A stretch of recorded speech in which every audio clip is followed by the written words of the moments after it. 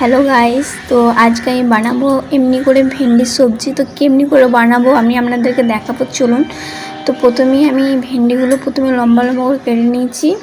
তারপরে এমনি সাইজে পাতলা পাতলা করে কেটে নিতে হবে।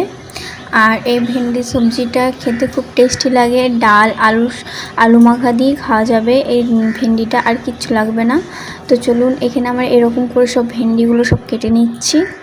এখানে আমার সব ভেন্ডিগুলো কাটা হয়ে গেছে। এখানে আমি লঙ্কার গুঁড়ো দিয়ে দিচ্ছি পরিমাণ মতন, আর দিচ্ছি কর্নফ্লাওয়ার 2 চামচ, আর বেসন আমি এখানে দিয়ে দেবো 3 চামচ, কারণ বেসনটা একটু বেশি লাগবে এখানে আমার। আর আমি এখানে দেবো গোলমরিচ গুঁড়ো সামান্য, আর এখানে আমি দিয়ে দিচ্ছি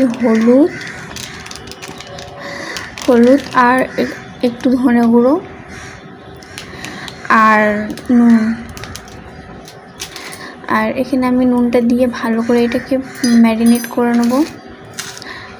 এইটা ভালো করে মাখাতে হবে যেন সব বেসনগুলো যেন ভেন্ডিতে ঢুকে থাকে, তাহলে কুরকুরে চিপসের মতন লাগবে খেতে। আর এইদিকে আমি একটা কড়াই বসে দিয়েছি, আর কড়াইয়ে আমি ভেন্ডিগুলো একে একে দিয়ে দিচ্ছি।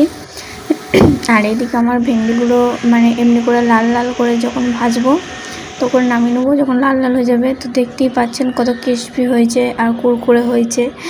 তো আমার ভেন্ডি সবজিটা কেমন লাগলো অবশ্যই লাইক কমেন্ট শেয়ার করে আমাকে জানাবেন। তো এতটা পর্যন্তই ছিল।